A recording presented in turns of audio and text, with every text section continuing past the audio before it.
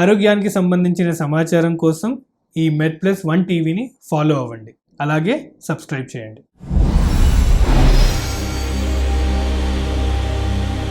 నమస్కారం, నా పేరు డాక్టర్ ప్రణీత్ పొలమూరి అండి. నేను కేర్ హాస్పిటల్ బంజారాహిల్స్లో కార్డియాలజిస్ట్గా పనిచేస్తున్నాను. గుండెకి సమస్యల్లో మనం చూస్తే కామన్గా 4 ప్రాబ్లమ్స్ కింద మనం చెప్పొచ్చు. ఒకటి, హార్ట్కి అందించే బ్లడ్ సర్క్యులేషన్ ప్రాబ్లం. వీటిని కొరనరీ ఆర్టరీ డిజీజ్ అంటాం. గుండె నార్మల్గా పనిచేయాలంటే గుండెకి కూడా రక్త సరఫరా అనేది ఇంపార్టెంట్. గుండెకి 3 రక్తనాళాల ద్వారా రక్త సరఫరా జరుగుతుంది. ఈ రక్తనాళాల్లో ఏమైనా అడ్డు ఉంటే, బ్లాక్స్ లాంటివి ఏమైనా వస్తే గుండెకి రక్త సరఫరా అనేది జరగడం తగ్గుతుంది. దాని ద్వారా ప్రాబ్లం వస్తుంది. ఈ రక్త సరఫరా అనేది సడన్గా ఆగిపోతే దీన్ని హార్ట్ అటాక్ అంటాం. ఇది ఒక మెడికల్ ఎమర్జెన్సీ. ఆ మూసుకున్న రక్తనాళాన్ని తెరవడం చాలా ఇంపార్టెంట్. సమయం చాలా ఇంపార్టెంట్. ఎంత ఎక్కువసేపు అయితే సమయం వృధా అవుతుందో అంతే మజిల్ డ్యామేజ్ అయిపోతుంది. కాబట్టి దీన్ని మెడికల్ ఎమర్జెన్సీ అంటాము. అండ్ ట్రీట్మెంట్ కూడా ఈక్వల్లీ ఇంపార్టెంట్గా చేస్తాం. సో ఈ కొరనరీ ఆర్టరీ డిజీజ్ అనేది మేజర్ కాజ్ హార్ట్ ప్రాబ్లం రావడానికి. 50 సంవత్సరాలు సాధారణంగా దాటిన వాళ్ళలో ఈ బ్లాక్స్ అనేవి కామన్గా చూస్తుంటాం. ఏజ్ చాలా ఇంపార్టెంట్ రిస్క్ ఫ్యాక్టర్. వయసు పైబడిన వాళ్ళ అందరిలోనూ కొద్ది గొప్ప బ్లాక్స్ అవి వచ్చే అవకాశం జరుగుతుంది. వేరే రిస్క్ ఫ్యాక్టర్స్ యాడ్ అయినప్పుడు, లైక్ డయాబెటీస్ కానీ, ఫ్యామిలీలో హార్ట్ ప్రాబ్లం ఉండడం కానీ, కొలెస్ట్రాల్ ఉండడము, స్మోకింగ్ చేయడము, ఫిజికల్ యాక్టివిటీ లేకపోవడము, ఇలాంటి రిస్క్ ఫ్యాక్టర్స్ యాడ్ అయినప్పుడు ఈ ప్రాబ్లం అనేది 50 సంవత్సరాల కన్నా ముందే రావచ్చు, లేదా అలాగే జబ్బు తీవ్రత కూడా పెరిగి ఉండొచ్చు. So coronary artery disease problem కామన్గా కార్డియాలజీ ప్రాక్టీస్లో మేము చూస్తూ ఉంటాం. ఈ coronary artery disease test or ప్రాబ్లమ్ని ఇవాల్యుయేట్ చేసేటప్పుడు కామన్గా ఈసీజీతో మొదలు పెడతాము. తర్వాత హార్ట్ పంపింగ్ ఫంక్షన్ ఎలా ఉందనే దానికోసం ఈకో పరీక్ష అనేది చెప్తాం. కొందరిలో టీఎంటీ అనే టెస్ట్ అడుగుతాము, కొందరిలో సిటీ యాంజియోగ్రామ్ అడుగుతాం. ఫైనల్లీ యాంజియోగ్రామ్ అనే పరీక్ష చేస్తాం.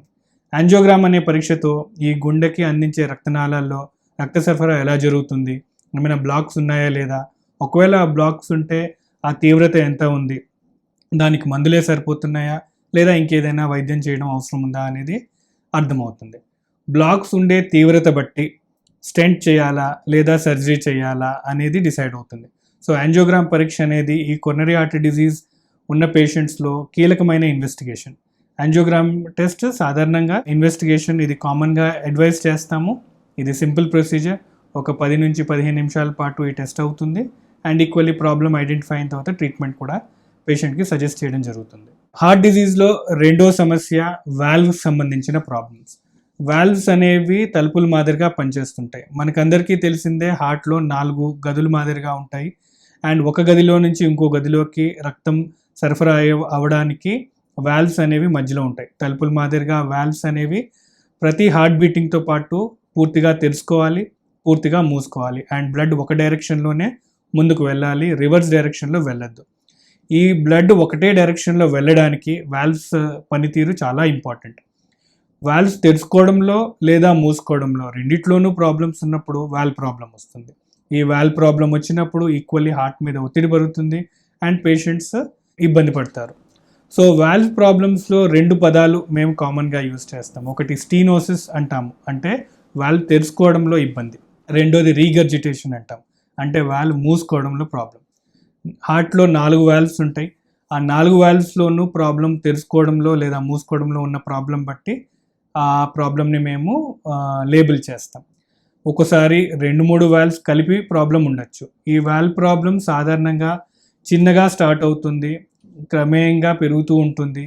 దాన్ని మేము మైల్డ్ లేదా మోడరేట్ లేదా సివియర్గా అయిపోయినప్పుడు, తీవ్రంగా అయినప్పుడు సివియర్ ప్రాబ్లం అంటాం. సివియర్ వాల్వ్ ప్రాబ్లం అయినప్పుడు హార్ట్ మీద ఒత్తిడి ఎక్కువగా ఉంటుంది అండ్ దీని ద్వారా పేషెంట్కి లక్షణాలు బయటకు వస్తాయి అండ్ వీటిని ట్రీట్ చేయకపోతే ప్రాణాపాయ ప్రమాదం కూడా జరుగుతుంది. సో వాల్వ్ ప్రాబ్లమ్స్ అనేవి రెండో ముఖ్యమైన కారణం హార్ట్ సమస్యలు రావడానికి.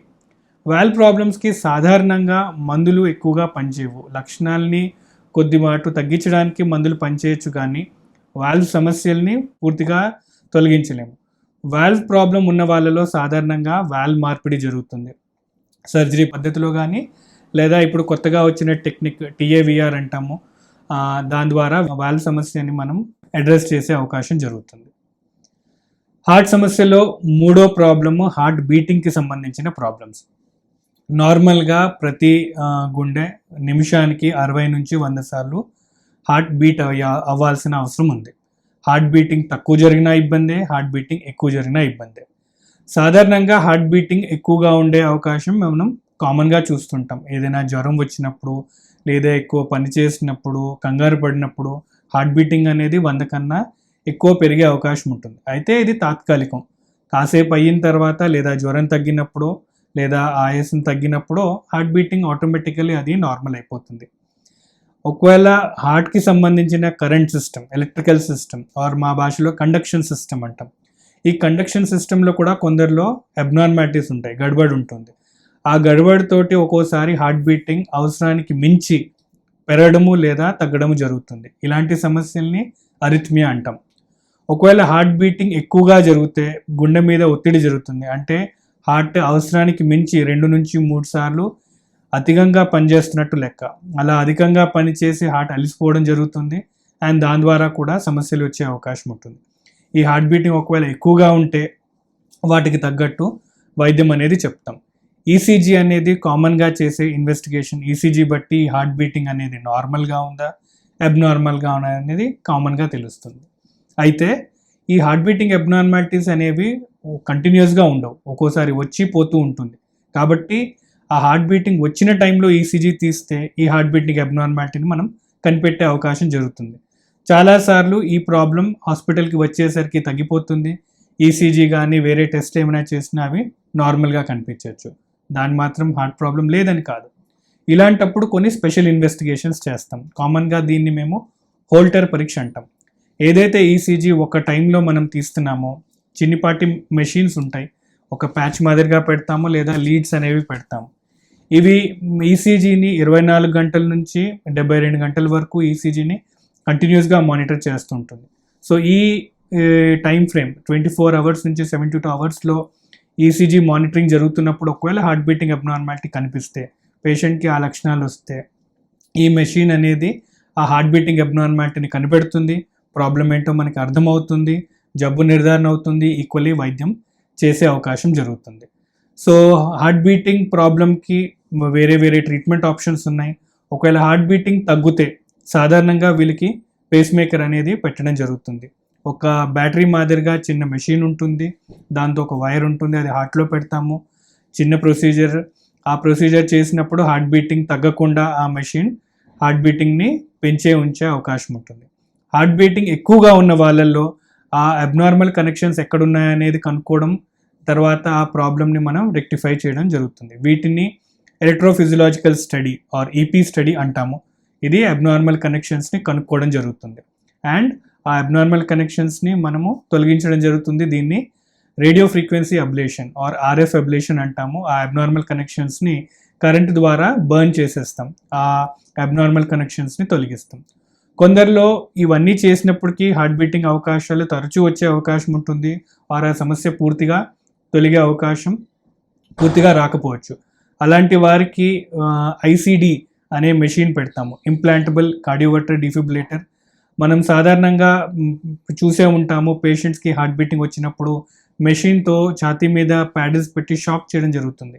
ఈ ఐసీడీ అనేది లోపల పేషెంట్కి హార్ట్ బీటింగ్ అబ్నార్మల్గా వస్తే దాన్ని కనుక్కొని అదే మెషిన్ తనే షాక్ చేస్తుంది. దీని ద్వారా పేషెంట్ ప్రాణాపాయ పరిస్థితి నుంచి కాపాడుతుంది.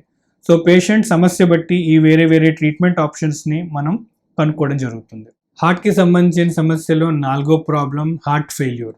హార్ట్ ఫెయిల్యూర్ అంటే హార్ట్ పనిచేయాల్సిన తీరులో పనిచేయడం లేదు, దాన్ని బ్రాడ్గా హార్ట్ ఫెయిల్యూర్ అంటాం. హార్ట్ పనిచేయకపోవడానికి హార్ట్లో మెయిన్గా చెప్పినట్టు మజిల్ అనేది ఉంటుంది. హార్ట్ పని పంప్ చేయడం, హార్ట్ పంప్ చేయడం సరిగ్గా జరగకపోతే దీన్ని హార్ట్ ఫెయిల్యూర్ అంటాం. ఈ సమస్యకి కారణం అయితే కొరోనరీ ఆర్టరీ డిజీజ్, అంటే బ్లడ్ సర్క్యులేషన్ ప్రాబ్లం సరిగ్గా లేనందువల్ల కూడా హార్ట్ అటాక్ వచ్చి హార్ట్ మజిల్ డ్యామేజ్ అవ్వడం, లేదా valve related problems, valve problems కూడా ఎక్కువ రోజులు ఉండి దాన్ని మనం ట్రీట్ చేయకపోతే దానివల్ల కూడా గుండె మీద ఒత్తిడి పడి హార్ట్ మజిల్ వీక్ అయ్యి హార్ట్ ఫెయిల్యూర్లోకి వెళ్ళొచ్చు. హార్ట్ బీటింగ్ సమస్యలు, హార్ట్ బీటింగ్ కూడా గుండె అదే తీరులా వేగంగా కొట్టుకుంటూ ఉండి అలసిపోయి కూడా హార్ట్ మజిల్ డ్యామేజ్ అయ్యి హార్ట్ ఫెయిల్యూర్లోకి వెళ్ళొచ్చు. కొన్నిసార్లు పుట్టుకతోనే కొన్ని ప్రాబ్లమ్స్ ఉంటాయి, వీటిని కార్డియోమయోపతీస్ అంటాము. వాటి వల్ల కూడా హార్ట్ మజిల్ తయారవడమే సరిగ్గా అవ్వకపోవడం వల్ల హార్ట్ మజిల్ వీక్ అవుతుంది. దీని ద్వారా హార్ట్ ఫెయిల్యూర్లోకి వెళ్ళొచ్చు. హార్ట్ ఫెయిల్యూర్ అనేది పెద్ద సమస్య. ప్రపంచవ్యాప్తంగా హార్ట్ ఫెయిల్యూర్ అనేది అందరికీ ఇబ్బంది పెడుతుంది. అండ్ హార్ట్ ఫెయిల్యూర్ మీద అవగాహన తీసుకురావడం కోసం ప్రపంచంలో ఉన్న పెద్ద పెద్ద సొసైటీస్ అన్నీ కృషి చేస్తున్నాయి. హార్ట్ ఫెయిల్యూర్ అనేది రికగ్నైజ్ చేయడం ఇంపార్టెంట్ అండ్ ఈక్వల్లీ దాన్ని ట్రీట్ చేయడము ఇంపార్టెంట్. చాలామందికి హార్ట్ ఫెయిల్యూర్ అనే ప్రాబ్లం మీద అవగాహన లేదు. సో పేషెంట్ని ఎడ్యుకేట్ చేయడం చాలా ఇంపార్టెంట్. దానికి తీసుకోవాల్సిన జాగ్రత్తలు, దానికి చేయాల్సిన ట్రీట్మెంట్ ఆప్షన్స్ ఇవన్నీ చెప్పడం important. So heart muscle damage అవుతుంది కాబట్టి ఆర్ హార్ట్ పంపింగ్ ప్రాబ్లం ఉంది కాబట్టి సాధారణంగా వీళ్ళకి మందులు ఇస్తాము. వీళ్ళు వాటర్ ఇంటేక్ చాలా ఇంపార్టెంట్. వాటర్ ఎక్కువ తీసుకోకూడదు. వాటర్ ఎక్కువ తీసుకున్నప్పుడు గుండె మీద ఒత్తిడి పడుతుంది, కాలువాపులు రావడము, ఆయాసపడడం అవుతుంది.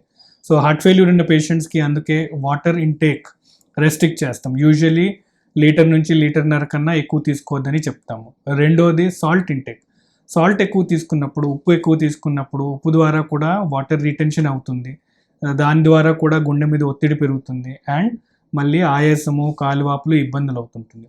సో హార్ట్ ఫెయిల్యూర్ సమస్యతో బాధపడుతున్న వాళ్ళు ఉప్పు పదార్థాలు తగ్గించాలి. పచ్చళ్ళు, పాపడ్లు, కెచప్స్ ఇలాంటి నిలువ పదార్థాలు తీసుకోవడం మానేయాలి. వీటిలో ఉప్పు ఎక్కువ ఉంటుంది.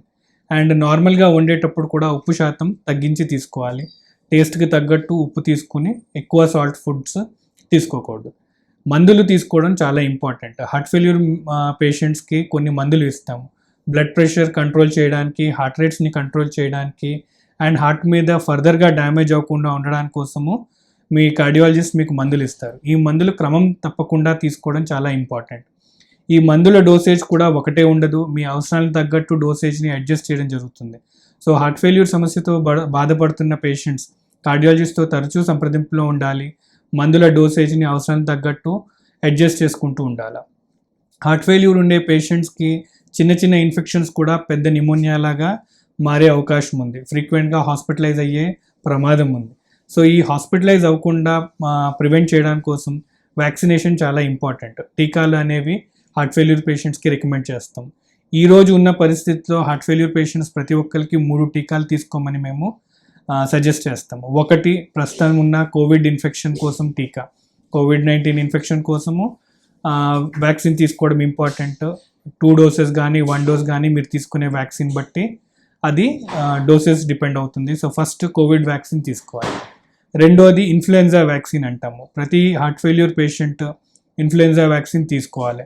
నార్మల్గా ఈ సీజన్తో చేంజ్ అయినప్పుడు కామన్గా చూసే జలుబులు, ఈ జలుబులు హార్ట్ ఫెయిల్యూర్ పేషెంట్స్లో న్యూమోనియాకి ప్రోగ్రెస్ అయ్యి వాళ్ళని హాస్పిటలైజ్ అయ్యే ప్రమాదం ఉంది. సో ఆ హాస్పిటలైజ్ అవ్వడం ప్రివెంట్ చేయడం కోసం ఈ వ్యాక్సినేషన్ హెల్ప్ చేస్తుంది. మూడో వ్యాక్సిన్ న్యూమోకోకల్ వ్యాక్సిన్. ఇది కూడా కోవిడ్ వ్యాక్సిన్ లాగా వీటిలో 2 డోసులు ఉంటాయి. 8 వారాల గ్యాప్లో 2 డోసులు తీసుకునేది ఉంటుంది. ఈ వ్యాక్సిన్ తీసుకోవడం వల్ల కూడా ఈ కామన్గా వచ్చే న్యూమోనియాస్ నుంచి మనం ప్రివెంట్ చేయడం అవుతుంది. డిజీజ్ సివియారిటీని తగ్గిస్తాము, హాస్పిటలైజ్ అయ్యే అవకాశాన్ని తగ్గించే అవకాశం జరుగుతుంది. సో ఈ 3 వ్యాక్సిన్ ప్రతి హార్ట్ ఫెయిల్యూర్ పేషెంట్స్ ఈ 3 వ్యాక్సిన్స్ తీసుకోవడం చాలా ఇంపార్టెంట్. హార్ట్ ఫెయిల్యూర్ బాగా అడ్వాన్స్ అయినప్పుడు ఆర్ అడ్వాన్స్డ్ హార్ట్ ఫెయిల్యూర్ అంటాము. వీళ్ళల్లో మందులు అవన్నీ వాడుతూ ఉన్నా కూడా సమస్యలు అలాగే ఉంటాయి. లైక్ ఆయాసం రావడము, కాలువాపులు రావడం అనే ఇబ్బందితో పేషెంట్స్ బాధపడుతూ ఉంటారు. ఇలా అడ్వాన్స్డ్ హార్ట్ ఫెయిల్యూర్లో వెళ్ళిన పేషెంట్స్కి అడ్వాన్స్ థెరపీస్ మేము ప్రపోజ్ చేస్తుంటాం. వీటిల్లో ముఖ్యంగా LVAD or left ventricular assist device అంటాం.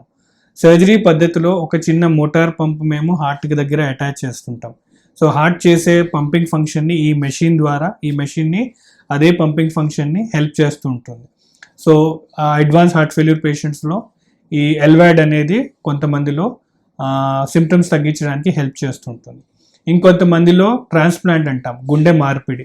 సో ఎవరైతే పేషెంట్కి హార్ట్ కంప్లీట్గా వీక్ అయిపోయింది అండ్ ఇంప్రూవ్మెంట్ అయ్యే అవకాశం జరగట్లేదో, మందులతోటి కూడా ఇంప్రూవ్మెంట్ కనిపించలేదో వాళ్ళకి గుండె మార్పిడి ఆర్ హార్ట్ ట్రాన్స్ప్లాంటేషన్ సజెస్ట్ చేస్తుంటాం.